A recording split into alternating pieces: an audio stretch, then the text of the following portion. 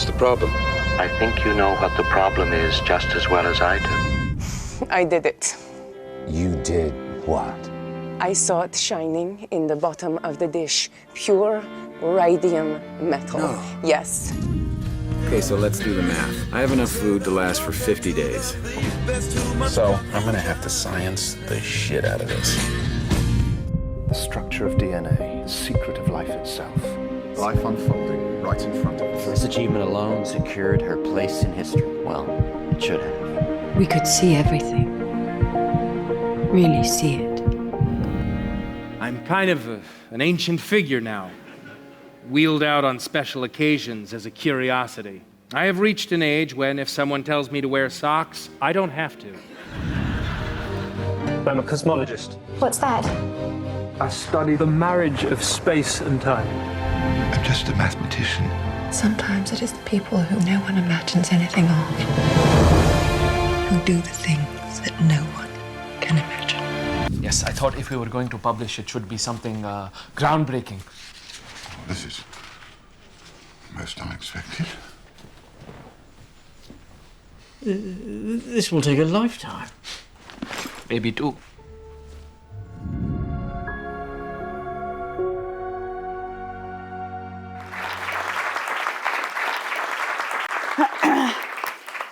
And what we've just seen is an example of what I think could be the biggest, bravest challenge to screenwriters and playwrights everywhere, and that is turning science into art.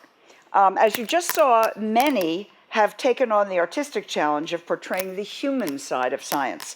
A Nobel Prize-winning physicist confronting his own mortality. The woman who first glimpsed the structure of life, but was nearly forgotten by history. The man who could see infinity and then put it down on paper. Those were the subjects of a number of those films. These are not the usual plot lines that Hollywood undertakes or Broadway. And yet these are powerful stories that have to be told. Stories that are just as memorable and just as meaningful as those from the world of politics and medicine. And at their core, all of these stories are simply about human beings fulfilling their destinies and making connections with other human beings. This afternoon, we're going to hear from 5 people who have successfully tackled such intimidating topics as quantum physics, number theory, and DNA, to tell the larger-than-life stories of the humans behind the science. And let me introduce them. First, needing no introduction, but I'll give it anyway, Alan Alda. Besides being a dear friend of this festival,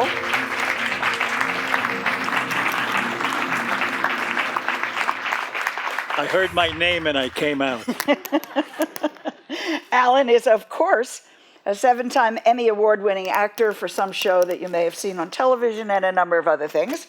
On Broadway, he appeared as the physicist Richard Feynman for the play QED. He is also the force behind the Alan Alda Center for Communicating Science at Stony Brook University. Let's have another hand for Alan Alda. Now we have Matt Brown, who is the director and the screenwriter of the film, and you saw a little bit, a clip of it, called The Man Who Knew Infinity, which tells the story of the East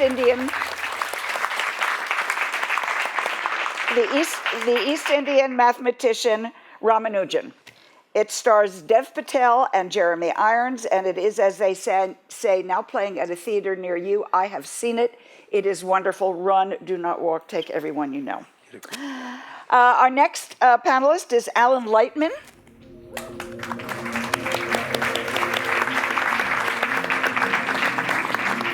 Alan Lightman is a writer, an astrophysicist, and an educator. He is the first professor at MIT to receive a joint appointment in science and the humanities. He is the author of the novel Einstein's Dreams, which has been translated into 30 languages and several other art forms. Alan Lightman. Also with us today is Peter Parnell. Peter is the author and the playwright, and among his many works are the plays QED, which starred Alan Alda as the physicist Richard Feynman, and the play Trumpery, not about what you think it's about, that shares the story of Charles Darwin and the theory of evolution. Peter Parnell. And finally, because it looks as if this is actually alphabetical, we have Anna Ziegler.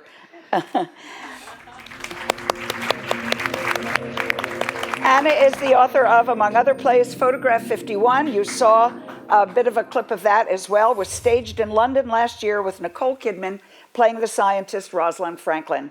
Anna knows this campus very well as she received her MFA in dramatic writing from NYU. So welcome home to Anna. So Matt, let me start with you, if I may. There is no shortage of human drama in scientists. We all know that scientists, like everybody else, fall in love and they, as the cliche goes, put their pants on one leg at a time, maybe, or their skirts. They die young, they win the Nobel Prize or not, but for playwrights and screenwriters, the challenge is to tell the stories of these remarkable people in a way that not only captures it accurately and factually, but also makes it interesting to the audience. So tell us a little bit about the challenges you faced in bringing Ramanujan's story to the film. Sure. Well, I'm not a mathematician, so I should start by saying that. And for me, I think that mathematics was something that growing up always felt a little esoteric and a little austere, and it was far away. So originally I came to this story interested in the human element, as so often I think writers do when they approach really any subject. That said, I came to an understanding of the mathematicians, the pure mathematicians in this story, The Man Who Knew Infinity. Pure mathematics, I saw it as an art form, and I realized that their passion for their art of mathematics was something I could relate to in my own life as a writer and a director, and it was something that I thought we could tap into and help a general audience, people who, like myself, are not mathematicians, be able to relate to and start to see mathematicians as people, which I think, frankly, often they're not portrayed. They're always portrayed as like the crazy scribbling, you know, or depressed, or whatever it would be. And these men weren't that way. Ramanujan wasn't some very eccentric, crazy, out there person. He was a human with a human story and great courage, and it was something that he wasn't. I didn't have to make him wacky. I didn't have to make him. I just had to show his passion for what he does. And how did you discover the story to begin with? Well, I came across a biography written by Robert Kanigel, which was an incredible biography, and I was drawn to it because of the historical aspects. I was interested in the Great War at the time. I'd read a book called Birdsong by Sebastian Falk, loved it. And then when I came to Infinity, that was also set against the Great War, and that originally drew my interest. And then it was this human story about a man who, for him, an equation had no meaning unless it expressed the thought of God, and he broke caste to go to England at the turn of the century, face incredible prejudice, and he is received on the other end of it by a man who is emotionally completely unavailable and an atheist to boot. So it was a human drama that was... We should point out that the real Ramanujan is on the screen behind you, I believe. Okay. Yeah. When you decided to do this, how concerned were you about the idea that numbers and mathematics might put people off and might scare moviegoers away? I was less concerned about it than, say, the financiers or a lot of other people. I mean, it took me 10 years to get the movie financed, and it was a real challenge. It was something that at one point a financier said, well, couldn't Ramanujan fall in love with a white nurse while he's at Trinity? And I was like, no, he can't. So authenticity to me was incredibly important. It was important that the mathematics were treated authentically as well as culturally, as much as, you know, there's always going to be some liberties, but nothing outrageous. And I felt like the mathematics, if it was addressed and it played a role in the storytelling, then it was essential to us, essential to who he is, so, and to their relationship. So I looked at their relationship, and for them, the story to me was about the cost that comes when two people wait out of fear to connect in their relationships. And at the center of that was these ideological issues, and it all centered around mathematics. It was about proof. And how much math did you actually wind up having to learn and learning as a result of this? Quite a bit. It was philosophically, Robert Kanigel, who wrote the biography, felt like if I didn't wrap my head around it, then he wasn't going to allow me to have the book to begin with. So it was something that was important to him in the beginning, and it was important to me. I wasn't afraid of that aspect of it. I just wanted, I wanted to find a way to let an audience understand it without having to flash numbers across the screen and make it into some kind of, right. I don't know, something that wasn't authentic to it. Or with a lot of graphics all the time. Right. So, we were lucky in the sense that they did work on partitions, which is something that I think most of us can grasp at least what the question is or the problem. So we did that. And then the big challenge was also for Ramanujan. This was a man who, when he was 13, he went to school one day and he had discovered trigonometry. And by discover it, I mean he actually discovered the whole field.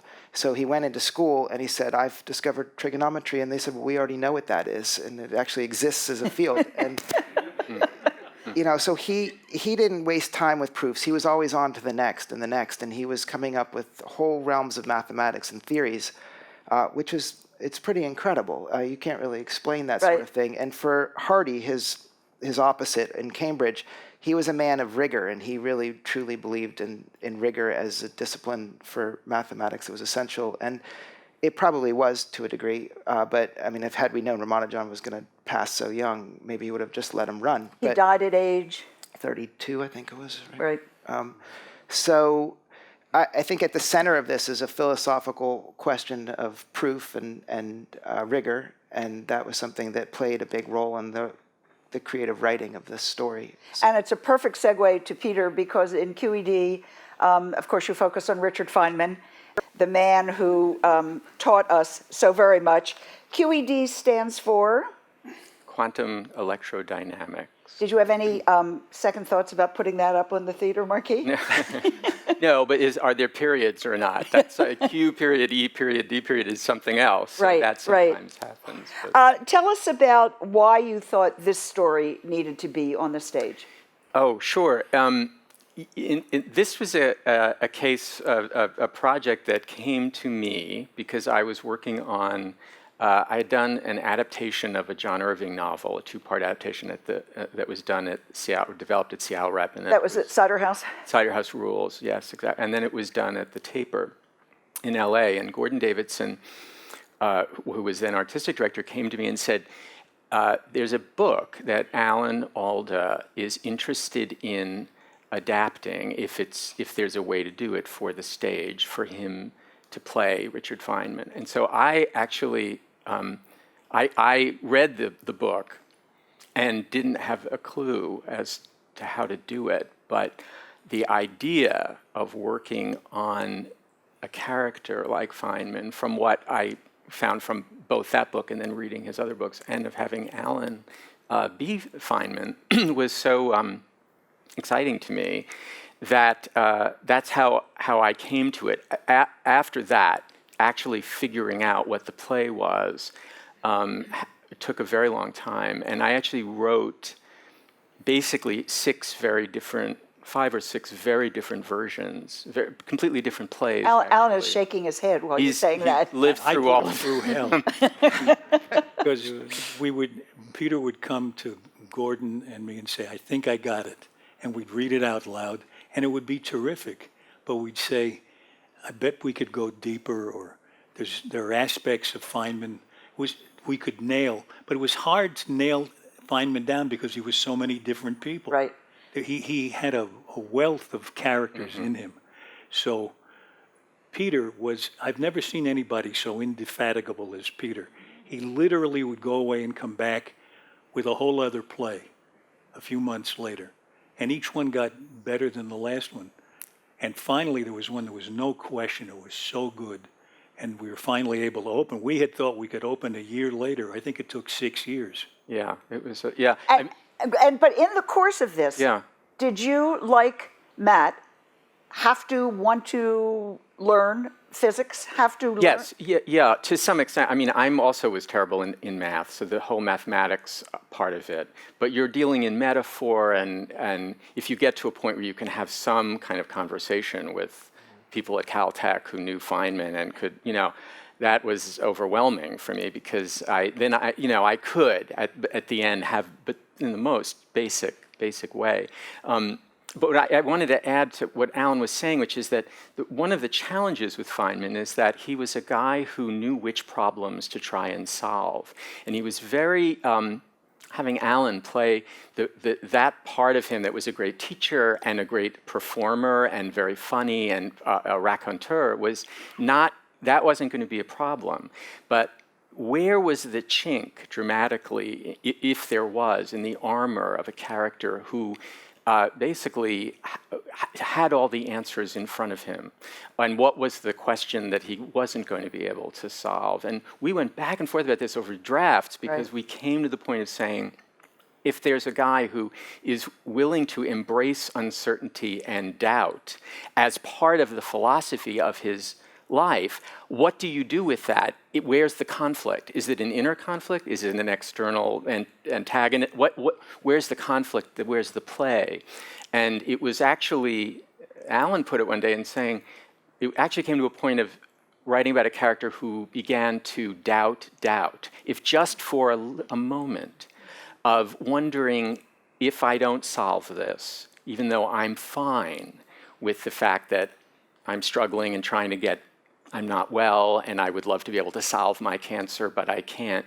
What do you do with that character, and how do you either have him, to some extent, lift the veil a little bit dramatically? And so it's about the human. I mean, it gets back to what I said originally. Yeah. It's not about the math. It's not about the physics. It's about the human side. And I must tell you, I covered the Rogers Commission hearings into the Challenger explosion, and I was sitting in the audience when Feynman famously dunked the piece of rubber from the O-rings into the ice water, and in a minute and a half explained brilliantly what nobody else could figure out a way to understand. Yes. So well, that was part of the idea was if you have to if you really understand something, you should be able to explain it in terms that are not simple but clear. Yeah. Right. But now you chose to set your play towards the end of his life. Yes. He did so much. Why did you do that? That was part of that question about towards the end of his life, there was an interview with Feynman in which he was asked about a unified theory, and did he feel that would be found one day? And he was talking about nature, and about the fact that he had danced with nature. He saw nature as a woman in a way, but she was never going to fully lift her veil for him, which is where. And he also tried to say in this particular interview, there probably won't be a theory like that. I won't be around for it in any way. But there was also a little bit of regret, maybe anger there. There was something that we could pick up on that was saying, okay, finally, you are human, and you go through something we all go through in different ways, a challenge that will not be solved, that you will not solve. And if you can dramatize that, even just for a little bit, in this case it's over the course of a day, then maybe there's a way for an audience to climb in. Alan, was your interest in doing this, being this character, the personal or the physics or the science, or was it a combination and a way to communicate that? I think it was all of that. And what I love to do in the pieces I've written, or in this that Peter wrote, what I'd love to take part in is a chance to show the scientist as a fellow human with flaws, aspirations, making mistakes. Why is that so important? I think it's very important because the distance that we feel between us and scientists, that we've historically felt, keeps us apart from the work they do. We say, well, these special people wearing white coats with their hair in disarray, they're different from us. They're brainiacs. They're not like us. But they are like us. We are them. And we need to learn their way of thinking. We need to have an evidence-based form of thinking just the way they do. We need to know the difference between opinion and something that you have evidence for. I mean, our existence might depend on that. I'm just laughing because I was about to say, I think we're not meant to get into politics here. Yeah, right. Exactly. I mean, that's the problem. But I'd like to see the human side of scientists come out. And if it's possible to show that a human obstacle or a human flaw reveals something or is analogous in some way to the science that they do, then you got both at once. That's really lucky when you can find that combination. And speaking of the human side, Richard Feynman famously played the bongo drums. Yeah, I had to learn how to do it. So there's Richard Feynman. So was this also a way into his character? And by the way, you say you also had to learn. I had to learn how to do it, and I foolishly made the mistake of saying to Peter, how about if he delivers this whole monologue while he's drumming? You know, it's like doing this, you know. Did you feel that you wanted to do that to show his humanity or to reach the audience? Well, it was part of how he was so many different people. Right. He was a safe cracker. At Los Alamos, he would break into people's safes and leave a little note. Safe cracker struck again. Because he wanted to show them. It's the way people hack into companies now to say, see, you're vulnerable. Right. So he wanted to show them they were vulnerable. But meanwhile, he was cracking into safes and driving people crazy. Let's talk a little bit about the plays that you have written. Although it sounds as if you had a fair amount of input I just bothered Peter. He wrote that play. He wrote it beautifully. You wrote a play based on the letters of Albert Einstein, yeah. and you wrote a play about Marie Curie called Radiance. We saw a bit of both in the opening video. Marie Curie's life in particular is very rich material for a playwright. Why did she strike you? Well, because I knew, here was the story of that. I knew a little about her life. And I thought it would be great for the World Science Festival if I did a reading of her letters, because I thought through her letters, an interesting life would come out. And then I found out that her letters are still in the library in Paris, and they're still radioactive. And you have to sign a piece of paper that says roughly, "Je understand que je could die." So I switched to Einstein. And then I realized what a wonderful life she really had, and I decided to write a full kind of play about her. What was it about her life that struck you? You know what it was that really, the more I learned about Marie, and she became Marie to me. Of course. I mean, I felt very close to her. She became, for me, someone who simply wouldn't give up. She had so many obstacles in her life, the science itself, the fact that she was discovering radioactivity, something she didn't even know what it was. It was by accident. Mm-hmm. She thought she was measuring the radiation coming out of uranium, and then she realized it was radiation coming out of stuff that had no uranium in it. So it was a true discovery. So she had to dig through 7 tons of ore herself and boil it down. It took years and hard work and smelling the acid fumes. And then after all of that, she was facing the obstacle of being considered just a woman. She did most of the work, had the insights, and they wanted to give the Nobel Prize to her husband. So she had nothing but obstacles, but she never gave up. And it's hard to write a play, and every time my spirits would flag, she was my hero, and she was the one, in a way, saying to me, "What, schmuck, don't give up." It's funny that she would... She said it in English? Yeah. So this is a perfect segue to Anna's play, which of course is about another female scientist who faced very similar misogyny, shall we say. Anna Ziegler, how did you come across Rosalind Franklin, and what were your obstacles in writing about a woman who was a scientist in the 50s who was barely known for a while? Right. Well, I'm embarrassed to say I'd never heard of her. I was 26 and living in Washington, D.C., and I had just finished grad school at NYU, and a small theater in Maryland that was just getting going approached me to write a play that would appeal to. They wanted a series of plays and that would appeal to different people in the sort of local area, and so mine would be the NIH play. And I don't know why they thought I would be capable of doing this. Like some of my fellow panelists, I was not a science or math person, and in fact would cry regularly during math tests until I was older than I would like to admit. But they approached me to write this play about 3 female scientists. And I had heard of one of them, and that was Rachel Carson, but I had never even read Silent Spring.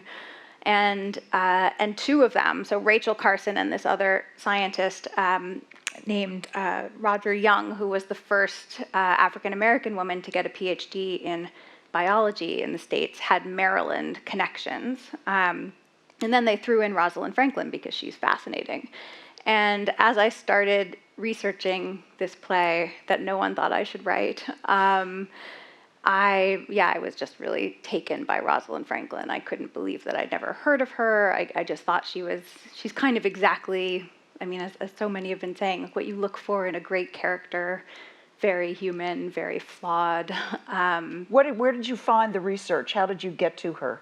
Well, because I had to convince this theater to let me redo my assignment and get rid of the 2 Maryland connected scientists, I had to write it really fast.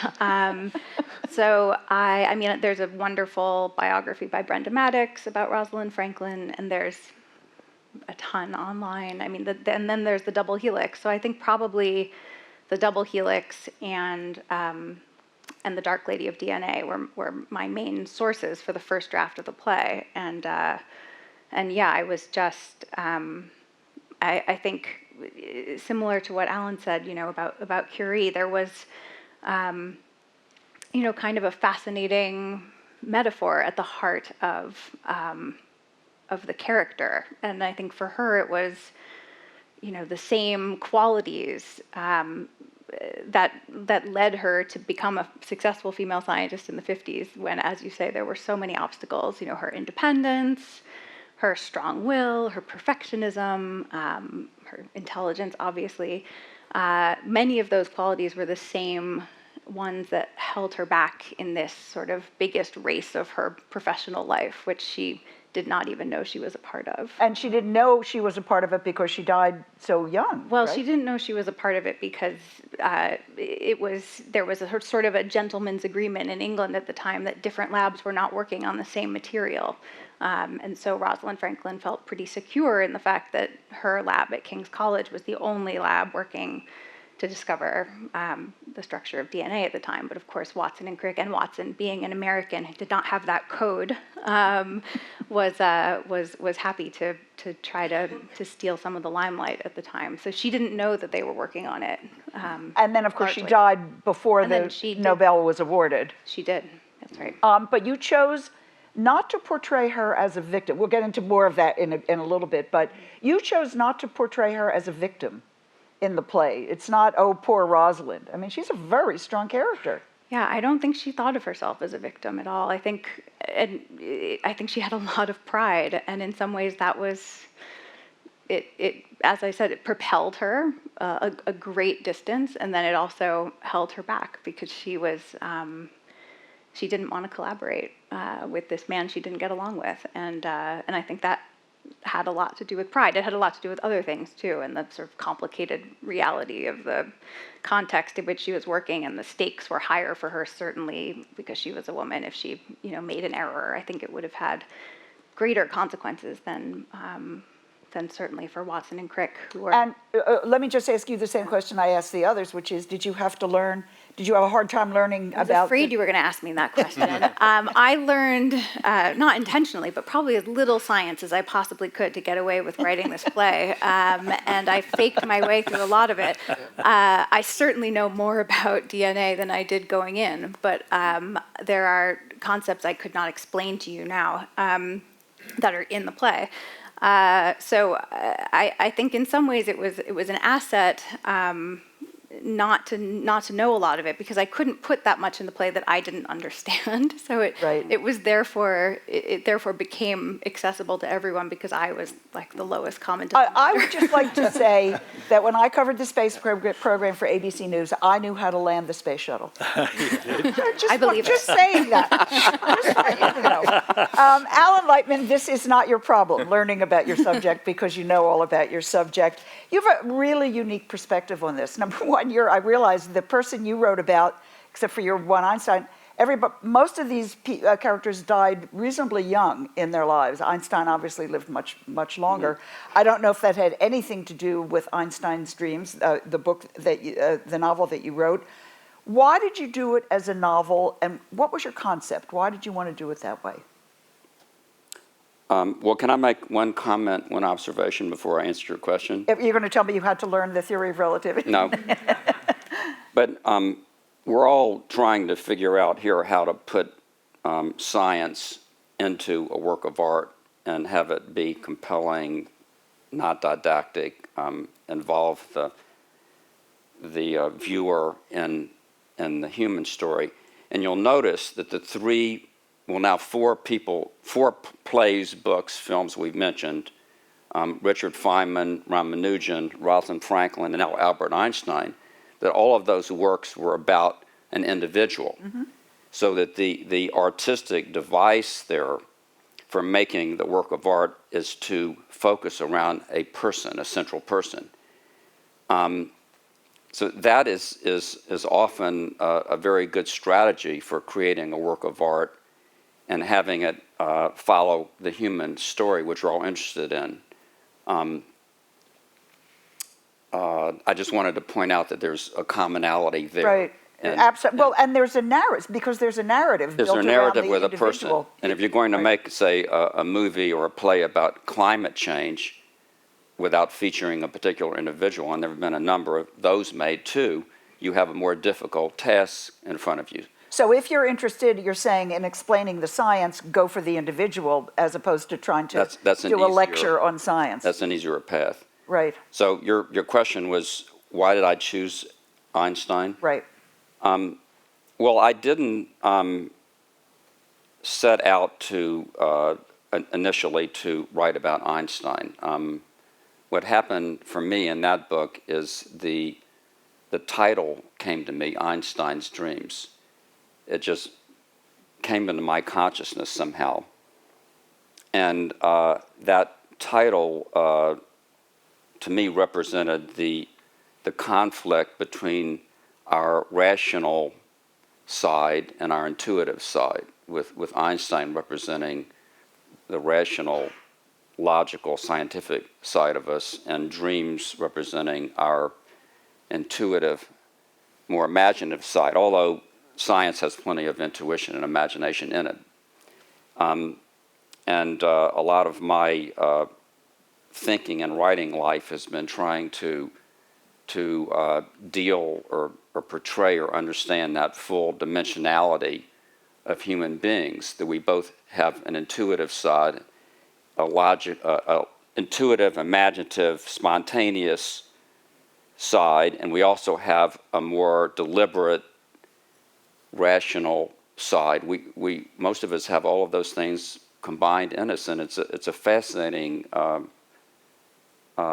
comment or understanding about what human beings are. And so that tension between the intuitive and the rational, was what propelled the book.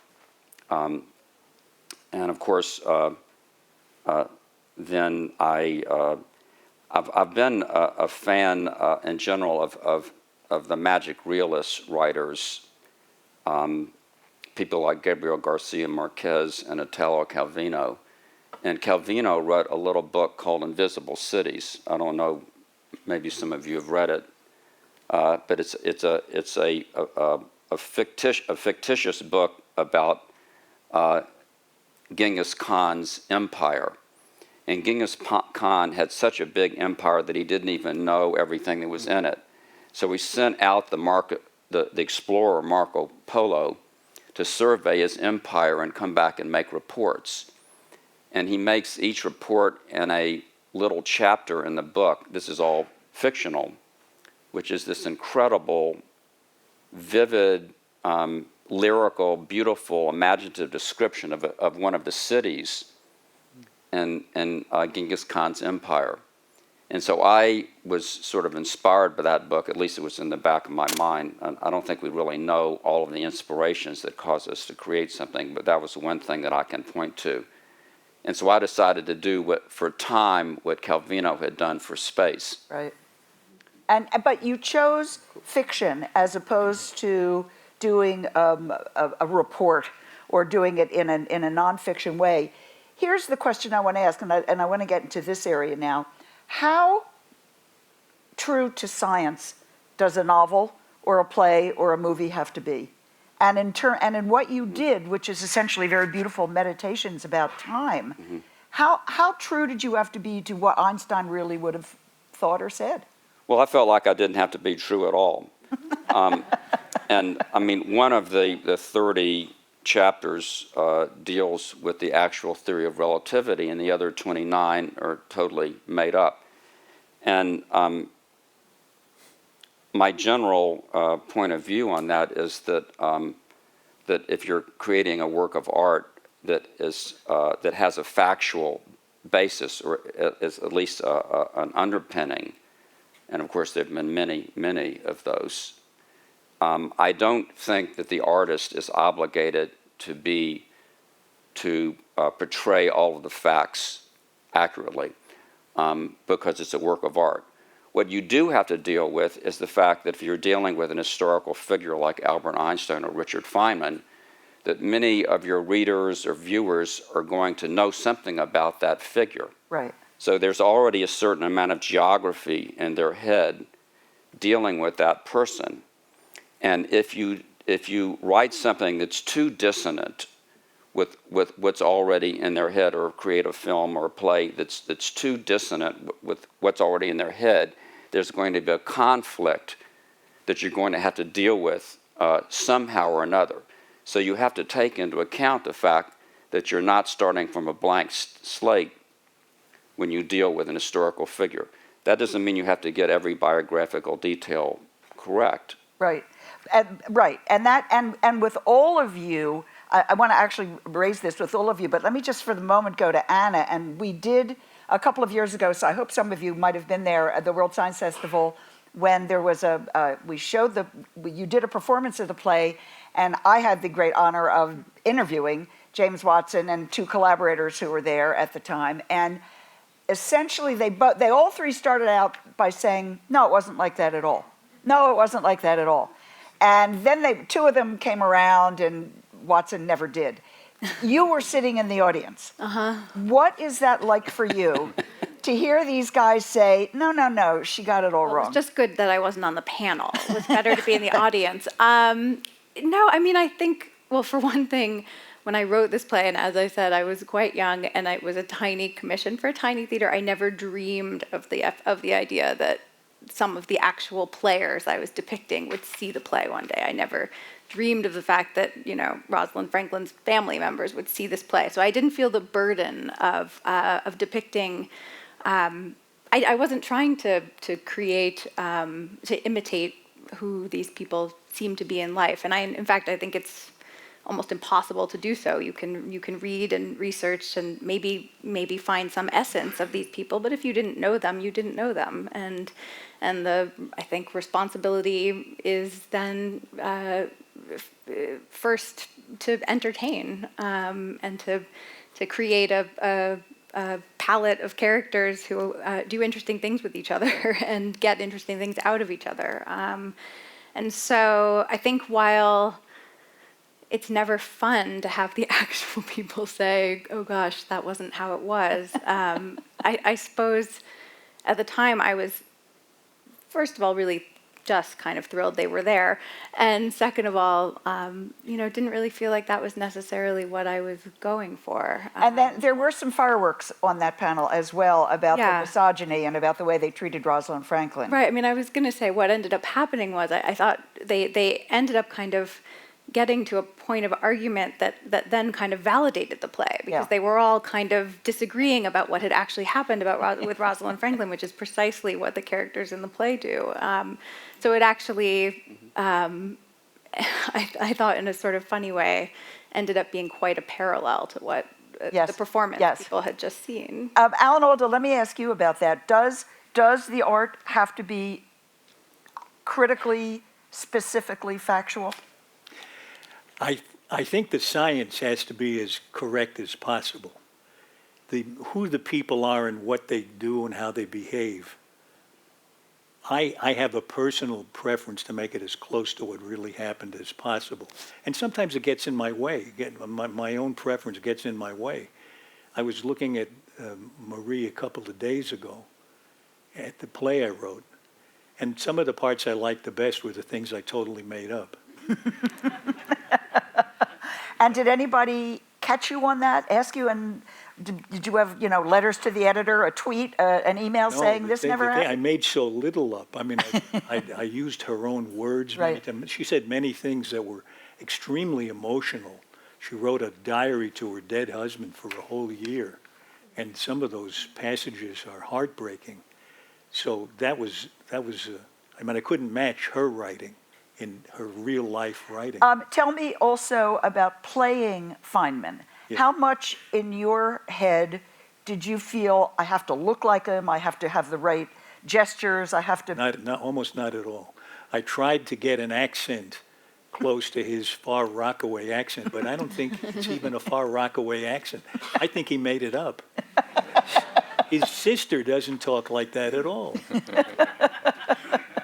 And I think he is a man of the people and was a man of the people and wanted to present himself that way. And I think there were people who came back and said to me, I'm from Far Rockaway. That's not the way you talk. And they said, I know, neither does he. But I didn't try to do an impersonation. I tried, as you said before, I tried to get the essence of it. Matt Brown, your film was shown at Trinity College, where Ramanujan was, and at the Royal Society. He famously became a fellow at both. Were you a little nervous about the reaction then? I was. I was nervous about it. There was a funny story. We were shooting a scene where Ramanujan gets a fellowship at Trinity, and we were a low-budget independent film, and I had about 2 takes per scene at times. It was challenging, and we had this one scene, and all my actors decided to surprise me and knock on the table, for when they come in to give them the fellowship as like the high praise. And I just sat there and I said, oh no, I've got time for like one more shot, and I don't know if that's historically accurate or not. And I was like, we better just go with it, and it works emotionally, and we're going to stick with this. So they showed the film at Trinity, and I was wondering what they were going to say, and I guess nobody brought it up. So I don't know if it's now going to be tradition at Trinity or not. They said we were the first film to get permission to shoot at Trinity College, which was quite an honor, and it was pretty amazing because when I gave them the script, they had a lot of racism, and it didn't portray them in an especially kind light, but they decided this was an important story, and they wanted to tell it, and they gave us permission, and they said, well, you can shoot here, but you can shoot everywhere but the Wren Library. And I was like, well, I don't want to be the guy to burn the Wren Library down, so that's just fine. And so we snuck down the road to Oxford and shut the library there. Well, talk about, you're being historically accurate by telling us about it now. So, Peter Parnell, let's talk about Trumpery a little bit. Sure. Charles Darwin was not around to fact check that one, but his biographer was, right? Yeah, actually, I got interested in Darwin through Alfred Russel Wallace, who I read about, and I was very interested in the fact that these two, that a scientist, one of whom was sort of well off, and the other of whom was actually working for him as a specimen hunter, that these two scientists in 2 different parts of the world essentially came up with the theory of natural selection, and Wallace sent his abstract, his first essay, to Darwin. And Darwin hadn't published yet, and he was going through a lot of, we don't know whether how much his illnesses were psychosomatic. He was working on the origin of species for 20 years. And he freaked out, and he thought he would be forestalled. He wrote to his colleagues and had this essay with him. Anyway, I got very interested in the fact of what is it's about ideas, and how do ideas come in? Are they through one person only? And what? But I did a lot of research, and the great Darwin biography is by Janet Brown. It's a two-volume, 1,000-page book that it's fantastic. And what's one of the things that's so great about it is you do feel that you are sort of in Darwin's world and in that study at Down House, and that the days, day in and day out, all of the experiments, all of the things he was doing with his children, with his wife, working on this problem, that it was overwhelming to me. And I did use it. I read a lot of other books, but I did use her book. And the play was done at the Atlantic Theater, and the night before the end of its run, my husband Justin and I were having dinner near the theater, and we went back to see the end of the play, to see the second act. And the usher came up to me and said, "There's a Ms. Brown who is looking for you." And I was really terrified. Janet Brown now teaches at Harvard, and she'd read about the play, an interview I had done in the Science Times, and came to see it. And it was really fantastic. We had dinner afterwards, and then became friends. And I spoke about the play at the Darwin Festival in 2009 at her invitation. So that turned out really well. But you never know. And I was very, very scared about it. But it ended happily. Good. Alan Lightman, let me give you the last word on this part of it, which is there were a couple of movies in the opening clips of movies in the opening video, The Martian, and then, of course, we have Interstellar. There's a bunch of movies that have become very popular, and scientists have said, science is not quite right. I mean, in The Martian, even Andy Weir, the author, has said, it's true, there couldn't be a storm like that on Mars, and in Interstellar, is that really what a wormhole is and how it works? Does it matter in terms of conveying the message that you want to convey? To get the science right? Yeah. No. I agree with Alan here that the science part should be right.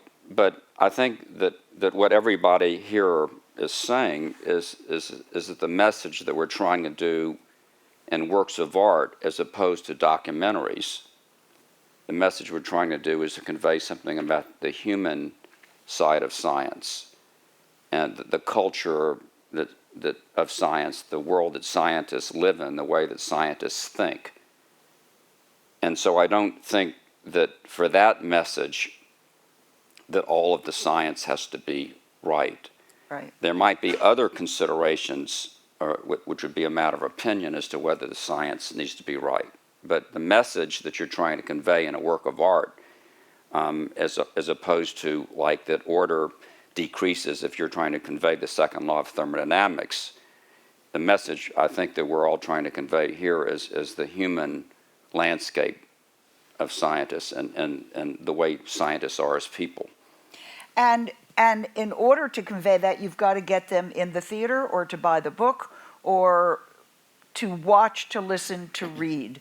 My question, Peter, let me turn to you. How do you approach making one of these extraordinary figures popular enough, interesting enough, likable enough, approachable enough that you can get financing in some cases, or that you can get people to want to come and see? It's not a football hero. It's not an entertainment hero. It's a different kind of animal we're dealing with. Yes, but again, I think in all of these cases, you're talking about hopefully good storytelling, which does involve some very basic things that audiences can climb in with. What do audiences want? Ask the filmmaker. Audiences want to be surprised, and they want to be obviously engaged. Do Do they want a good story? Isn't it as simple as that at some level?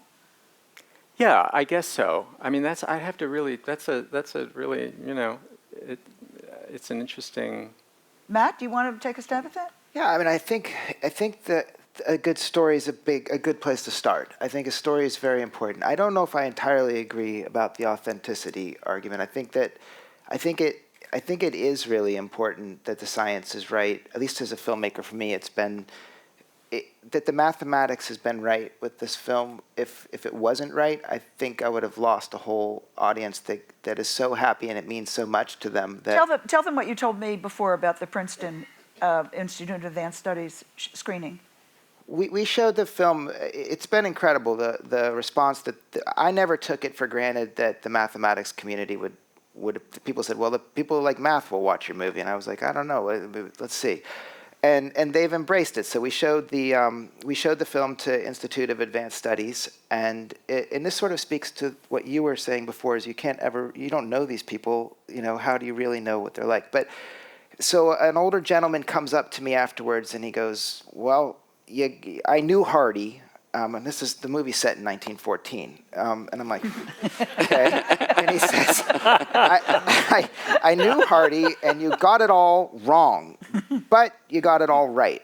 And what he meant by that, it was Freeman Dyson. And Freeman, he said that Hardy's personality was slightly different. So how do you ever really know what they're like? And he said that his sense of humor was inappropriate in a way that maybe wasn't conveyed in this film, but he said that the essence of it was all right, and that the mathematics was all correct, and that it meant so much to him that to see mathematicians portrayed authentically and correctly. So to that end, I think it matters. I think from film to film it matters. I mean, is it important for the Interstellar to be 100% right? I don't know, or Star Wars, but is it important for these kinds of stories that we're talking about? Maybe it is. I think it is. Alan Alda, are plays about scientists, screenplays, a tougher sell in Hollywood than anything else? I don't know. I haven't sold a movie to Hollywood in a long time. I think you have to be lucky with any kind of a play that you get it on and that people go see it. And that it's worth seeing. You have to be lucky in every way. And you may even have to be a little luckier if it's about science, because a lot of people assume that a play about science will be didactic and not human and not engaging. But I think when you search for the human story and you show somebody trying to achieve something of great value against terrific obstacles, it's hard to take your eyes off that person. You want that person to succeed, or if it's a bad person, you want them to fail. Which is about the story and about the individual. We're showing an image from, I believe this is Radiance, right? No, yeah, Radiance. And so does it help when you have Liev Schreiber and Maggie Gyllenhaal to play the roles? Yeah, I mean, we had an incredible cast that night, and it was fun for me to hear the words, and they just sat and read them. They did it as a reading. They didn't get up and act it out, but I've seen it done now with a number of casts, some of them really extraordinary actors, and I don't know if you guys have had this feeling. The first time we did a staged reading of it where they were in costume in Seattle, and they were carrying scripts, but the women came out in their long 1906 dresses. My heart stopped. Aww. I thought, there's Marie, there she is. It was such a wonderful feeling, and I was like a kid. Is it, let me rephrase the question I asked you before. Is it harder to sell a play about science than a movie about science, do you think, or is movie easier? They're both very hard. It's really, isn't it amazingly hard to get either one made? I think, well, you spent how many years? Too many. Yeah. But that's true of almost any kind of movie. It doesn't matter whether it's about science or not. No, I get that. Yeah. But the subject is, talk a little bit about Hollywood seems to like a story about a lone wolf, the individual fighting against the odds. Alan, you're shaking your head. I mean, I guess I'm thinking about the Alan Turing, the Stephen Hawking movies. Are these, does something like that, I mean, do you have to go find a scientist like that Well, but in as order to Alan make it work? pointed out, if you don't have a lone character that you can identify with, it's very difficult to tell the story. But does it have to be a lone wolf? Does it? What do you think, Alan? Does it have to be, and could you do a group? Would a group work? I think it'd be very hard to make a movie about a committee.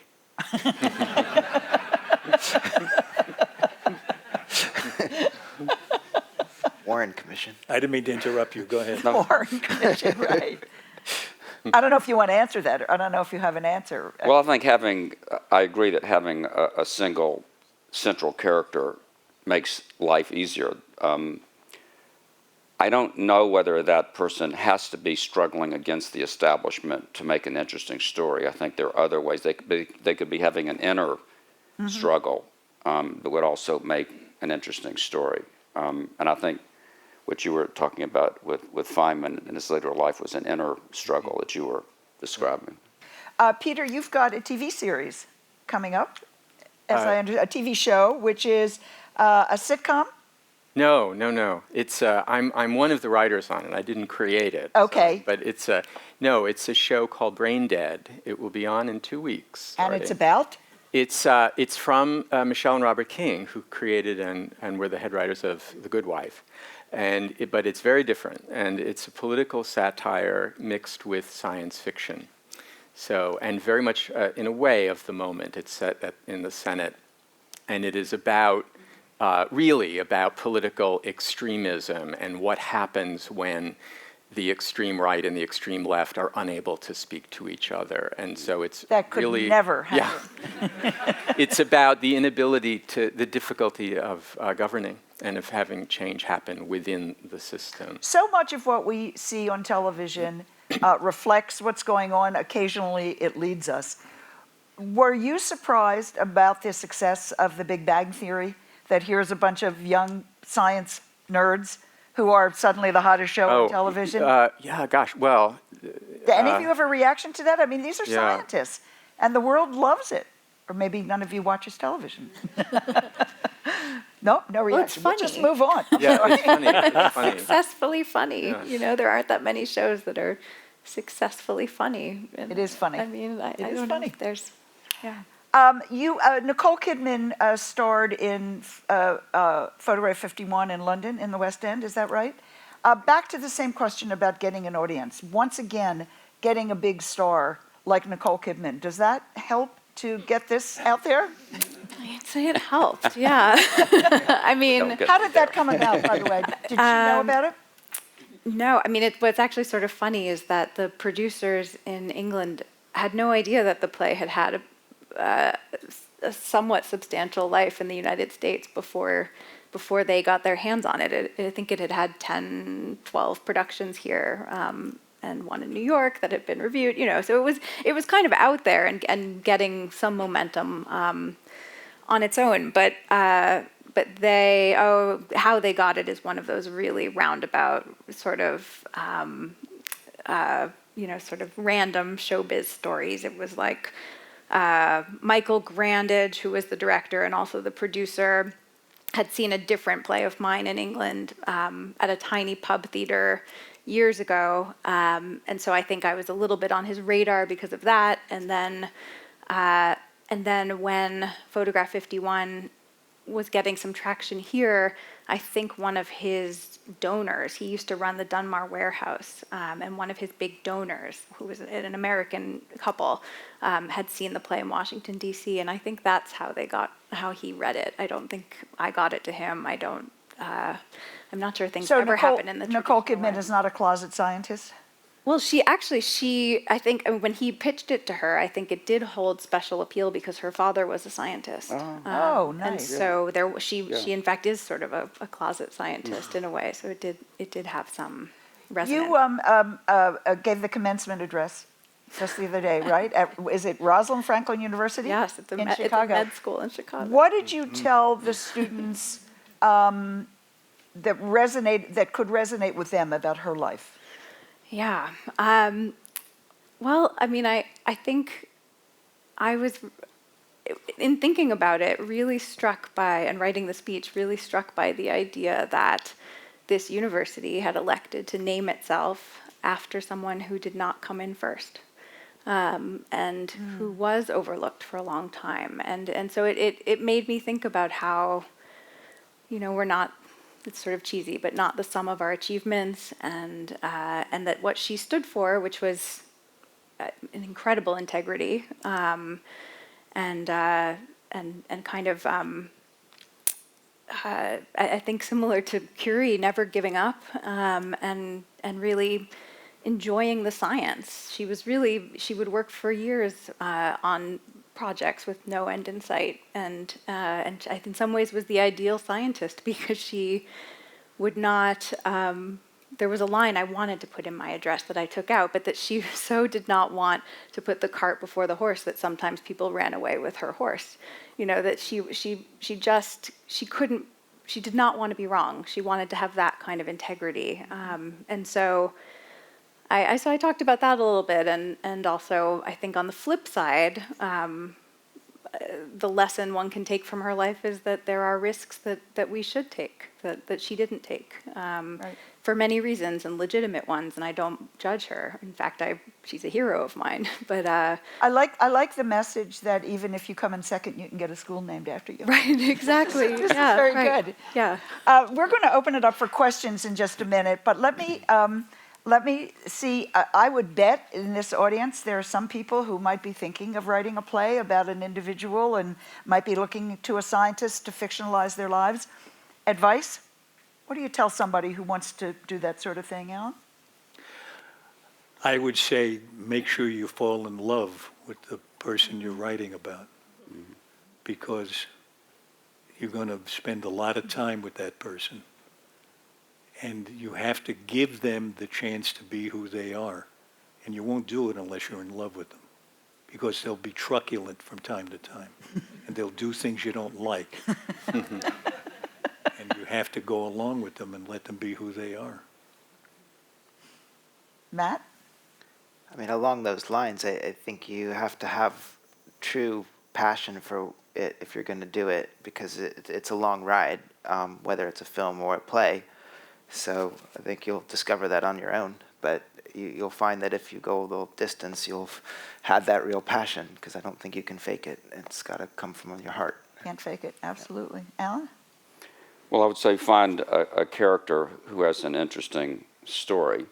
I mean, there are a lot of great scientists who, for one reason or another, don't have lives that would lend themselves to dramatic rendering.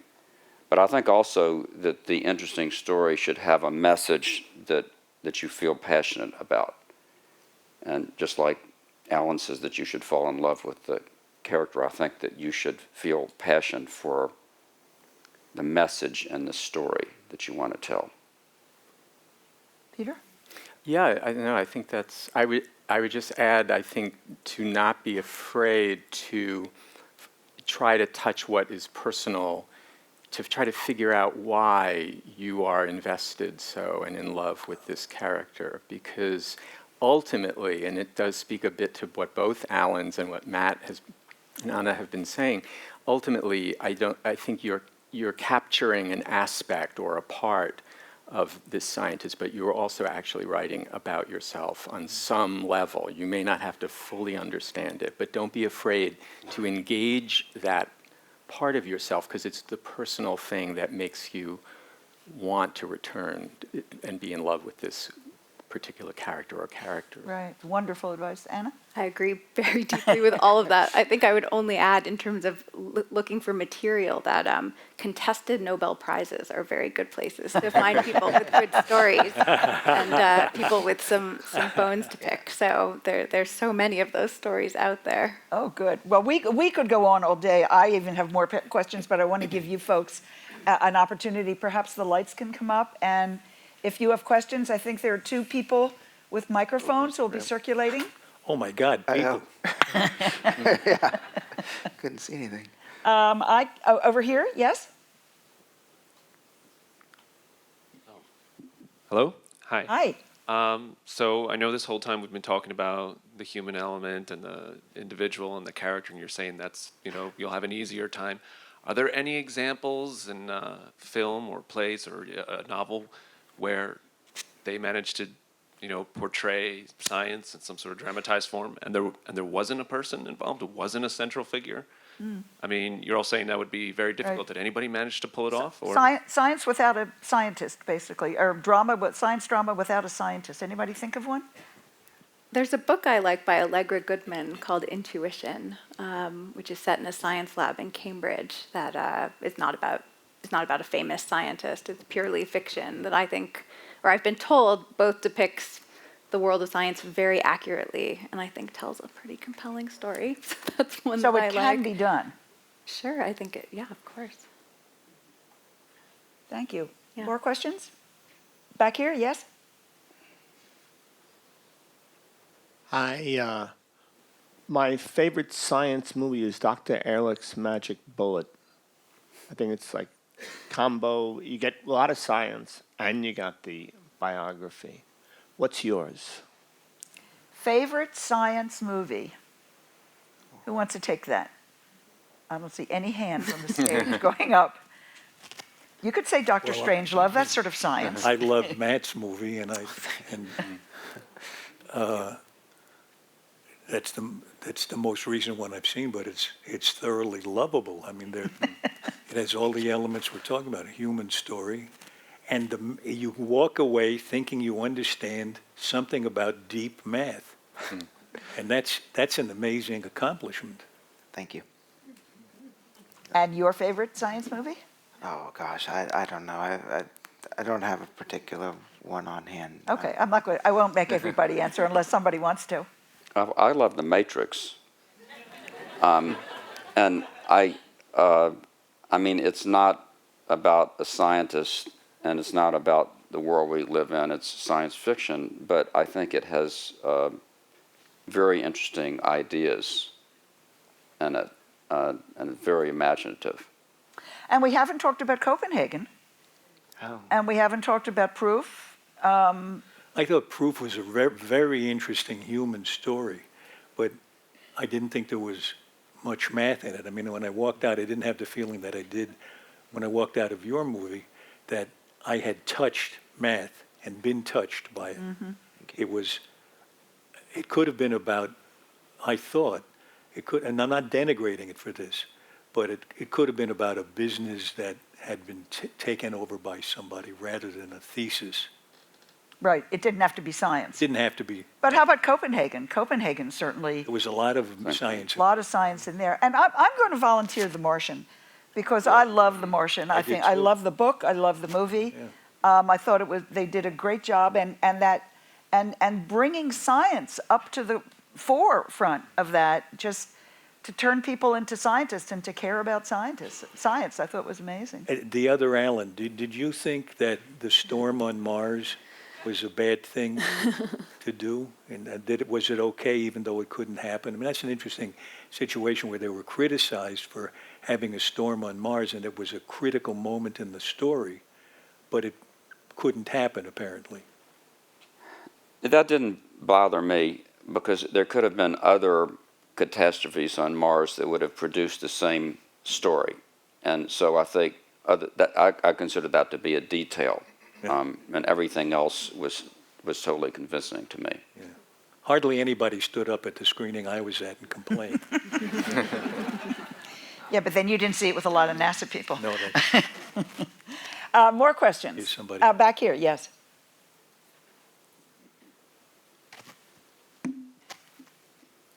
All right, good to have a mic, nice. Thank you everyone for being here. I'm in the software industry and I have a very similar challenge. If you replace scientists with software engineers, we have a hard time sometimes conveying certain feature sets or certain reasons of why we want to code websites or software to do certain things. And we have to use story in the same way. So I wanted to ask, when you were trying to convey the technical science pieces in your plays and your in the movie as well, did you try to do the minimum amount of technical explanation and more story to convey that type of message? For example, if you were using formulas or whatever the case may be, or did you go full-fledged into the technical explanations and hope that the audience would understand what you were trying to convey? Matt, go ahead. Well, I hope that some of it would play in as subtext when I was writing, because I knew that there was no way that people were going to, I mean, most people are going to understand pure mathematics or what they're talking about. But I thought that I'd put it into the dialogue, and I thought that we would get the essence. And sometimes it would sort of line up in a way that subtextually it was playing. I mean, like partitions, just the idea of what partitions is, and these two such different people, it kind of, when they were talking about certain things, sometimes in going there with it and not shying away from it, I felt like we kind of got to a place that was, we knew as an audience what was going on. I think that there were some people that were more concerned that I was doing that, but the audiences didn't seem to mind it at all. And in fact, if there's something I've learned from this whole thing, is they wish I'd even gone deeper with it. So, you know. You wish you had put more math into the Well, I movie? think some people wish that I had gone a little bit deeper with it in places where, you know, I felt very comfortable with the level that we went to and not exceeding. But I think that there have been people that wish that it even had gone deeper. So Every night when we did QED, I was amazed and grateful that Peter could get so much quantum electrodynamics into this play, and the audience watched it with interest and involvement. I mean, were you surprised at how much you were able to do there? Yes, Alan, but also you were wonderful and so Oh, well, I forgot. engaged. But I think I do think that in the case of QED, the form of the play was allowing Feynman to teach us, and so there was a certain amount, and we would go over it. And it took, we worked it and reworked it so that it would feel seamless. But sometimes Feynman was thinking about something else, but he was using the. But that's what you're saying is interesting in terms of translating into software, because having a character who is teaching it sort of takes care of that issue. Interesting. Yes, down in front. Here comes a mic.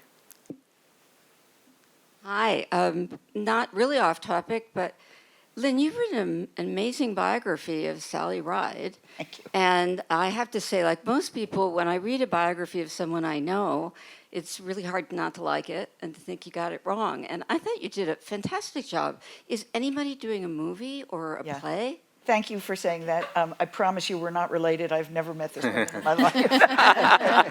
Thanks, sis. It's Sony, HBO are doing a movie out of it. Oh, so it'll good. be a multi-part TV movie. Great. Thank you. that's cool. Which I'm not writing. That's the next, I'll discuss what I want to do next with these guys later. More questions. Yes, let's go in the back there. We haven't been all the way in the back?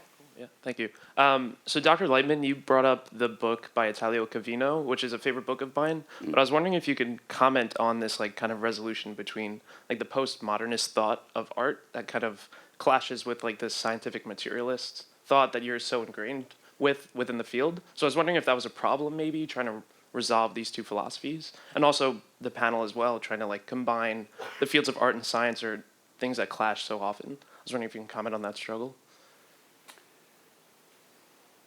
Well, I'm not sure what the postmodernist clash is, but I do agree with Matthew and Alan that the science in a work of art that has science in it should be correct. And when I was talking about that the artist was not obligated to follow all the factual material, I was talking about the life and the society surrounding the science, some of the biography of the people involved. But there's an opening scene of Don DeLillo's great novel Underworld, in which we're at a baseball game, and it's a historically famous baseball game. It's the Yankees against somebody I think it's a World Series. I'm actually from Boston, so it should have been the Boston Red Sox. Yeah, me too. But anyway, in the audience, as I remember right, DeLillo places Frank Sinatra and J. Edgar Hoover and one or two other famous historical characters that almost certainly were not there at the game. And is that a clash or not? Is that allowable? It's a fantastic novel, and it adds color. And I think that a work of art is permitted to do that. That you can't let the facts get in the way of your imagination. Right. And when I was writing Einstein's Dreams, I did not want to visit the city of Bern while I was writing the book because I didn't want the facts of the city to inhibit my imagination too much.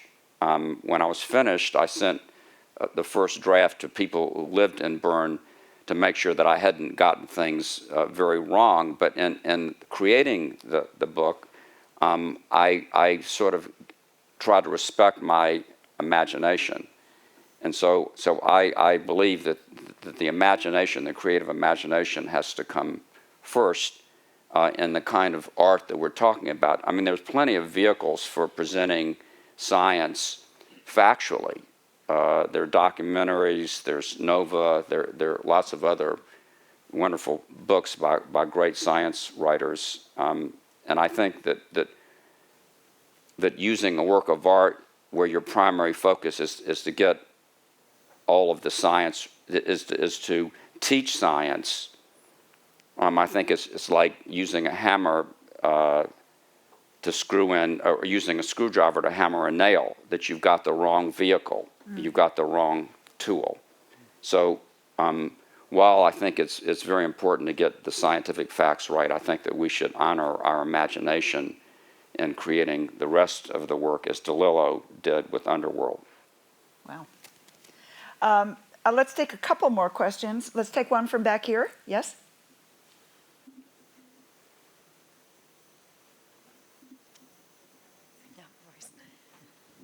I guess my question is for Alan Alda. You have, it seems like ever since I've seen you on screen, been trying to convey accurate science and marry human nature with science and just try to make it a melding versus like a clash. What inspired you to start doing that? I don't know. I've been curious since I was a little boy, and I was not encouraged in that curiosity by the people who taught me biology in high school or mathematics. It was just when I got into my early 20s and started reading Scientific American and books about science that I could follow my curiosity wherever it led. I guess in a way, the way a scientist follows his or her curiosity and actually does science. But for me, it was just a beautiful, wonderful, fun experience and exploration. And when I was doing the program Scientific American Frontiers, where I must have interviewed about 700 scientists, I realized that this conversational approach we took brought the real them out. And they were human and engaging because we were just improvising together. It wasn't responding to a set of questions. It was a real live conversation. And I think that all added to my wish to bring that in other forms to the stage. But it also helped me decide that I thought I had something to offer scientists in helping them make their stories clear to the public and to Congress, who doesn't know what they're talking about. I told you, we're not doing it. Not to blame them. Yeah, they've spent their lives learning other things, and scientists have to make it clear to them. Back here, yes? Oh, You're going to hold it for me. Okay, thank you. So something that, I guess to continue the conversation that kind of just began here, something that we keep coming back to is sort of engaging audiences and how to engage audiences in these conversations. And so I'm wondering what the role of artists are and storytellers are in terms of science literacy. And so scientific literacy and sort of the literacy of our society that we as storytellers have. I'm kind of curious to hear from everyone about. You're asking, let me see if I can... What's the role of the artist and the storyteller in terms of scientific literacy? Alan, you're shaking your head as if you want to answer that. Alan. Well, anybody can answer that. No, go ahead. Okay. Well, because you have the unique position of being both the science and literate. Right. Well,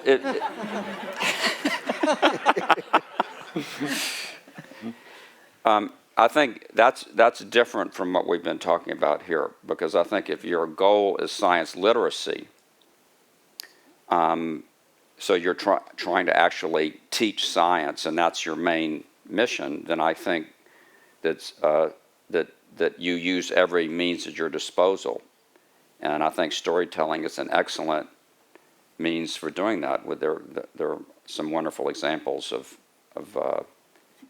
successful conveying science successfully with storytelling, but I don't think that that's the principal motive of science literacy of what we've been talking about here. Am I wrong? No, I think you're right, because science literacy is fact as opposed to what you're doing, what you all are doing, which is storytelling as a vehicle for fiction. There's also the blurry edge of science literacy where you don't become a scientist because you're scientifically literate, but you think a little bit more like a scientist.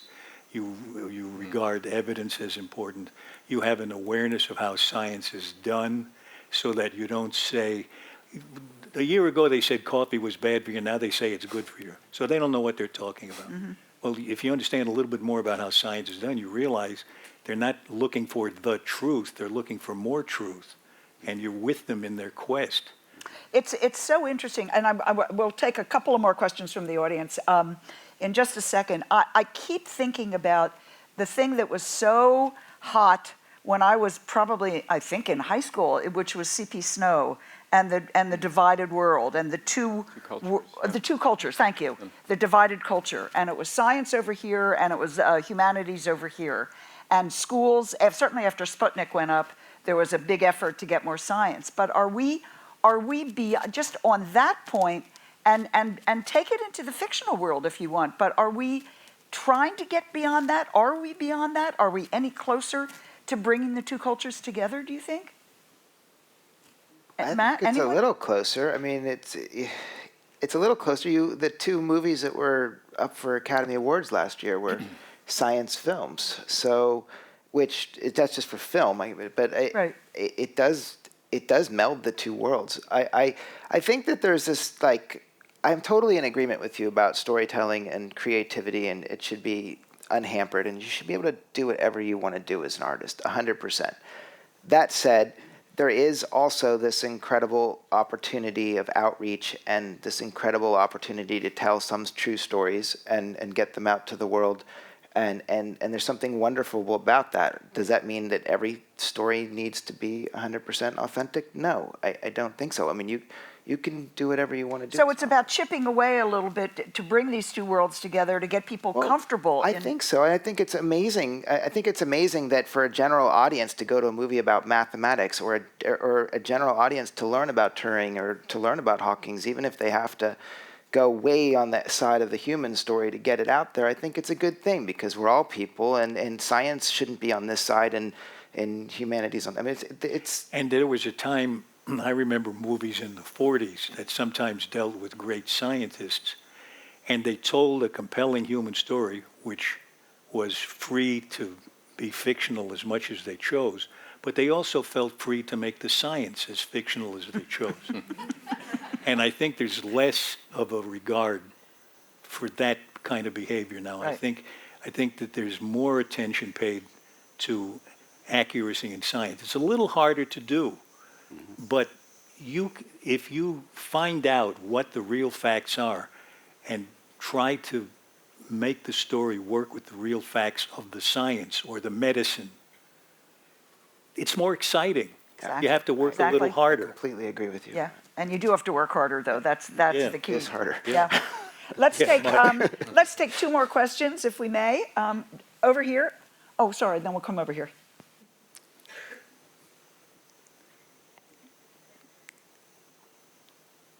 Is somebody? Oh, okay. She's gone. I didn't see. Thank you. Oh. Hello. My question is, there have been very few movies that the main character are alive while the production of the film, such as of Stephen Hawking, The Theory of Everything, or Dr. Patch Adams. Do you think it would be easier or harder to make a movie if the main character was alive, or harder? Interesting. Does being dead make it easier? Basically, yeah. To get a movie made about you? Do you think they would have like some contradictions? Do you think they would be okay that there would be some fiction in their lives in the movie for it? Well, you have a living person in your play. Yeah, I had 3, now 2. Yes. No, I mean, I think it certainly creates more obstacles, not to mention sort of rights-wise. But I think there are a lot of people who would be thrilled to have a movie made about them, and where that wouldn't be an issue. But certainly. But it would make your job harder, Anna, don't you think? I think you would feel the responsibility in a deeper way to try to be true to that person and not to depict them in such a negative light. I mean, I think that might be the tricky thing, is to tamp down the need to be wholly positive about someone who's still living, because of course you want to depict them in the way that they really are, which is complicated. It does sort of make it hard on the scientists, though, if they have to die in order to get the movie. It does. It's a bummer. Right. Let's take one more question over here. Yes.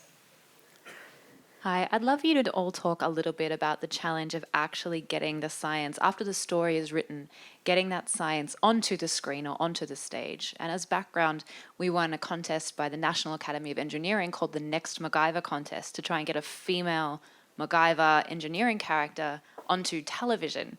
Now that we've finished the story, we're at the beginning of that journey, and it's really difficult to convince people that that's going to be something that people want to see. So how did you guys do it? You want to hear the pitch, right? Yeah. Matt, you've done it most recently. It's hard. I mean, I had an Indian mathematician at the turn of the century.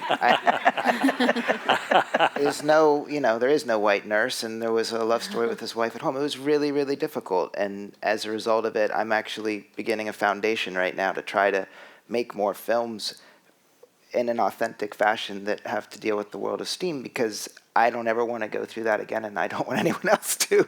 So I don't really have a good answer for it, other than it's just perseverance. But I think that there's incredible stories to be told. We're actually considering doing a story about Emmy Noether, the female mathematician who had to publish under a male's name to get it done, and that doesn't get made by Hollywood. I mean, it just doesn't. So I think it's just perseverance and piecing things together and not giving up, and I don't know what else to say. It's hard. Anybody else have advice? Peter? Yeah, I agree with Matt. I think some of it is what you first put on the page, and then as you're working, I assume with actors in front of the camera, certainly on stage, you work it and rework it so that it is clearer, and so that it does feel like it's all of a piece. And it's not, you don't get it the first time. I mean, it takes. I'll give you something that I learned by experience.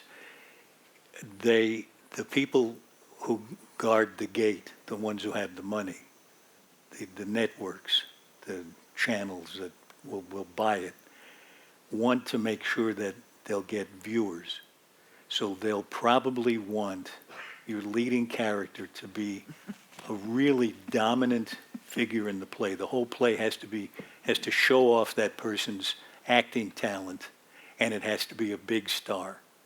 So you need to get the involvement of the the actor or actress right away, and a director who can make it happen, they'll be crazy about. You have to put it together, and then they'll fall all over you. No better advice than that. And the Sloan Foundation, Doran's here. They were very supportive. There you go. We've got lots of people to talk to. I would like. You're welcome, Dora. Oh, I thought she was going to go to your foundation. Well, just starting. We're just starting a different kind of one. But I mean, these guys gave us some don't back out now. They gave us some seed money for our film that was, very, very helpful. And yeah, but he's right. You need a good actor. So get it done, and then that'll be part of the panel the next time around. There you go. Thank you to a wonderful audience. Thank you to an extraordinary panel. Thank you for all the movies and films and plays you've done. And thank you for helping us all to understand that scientists are just people too. Thank you. You were terrific. Thank you, Jeff. Thank you.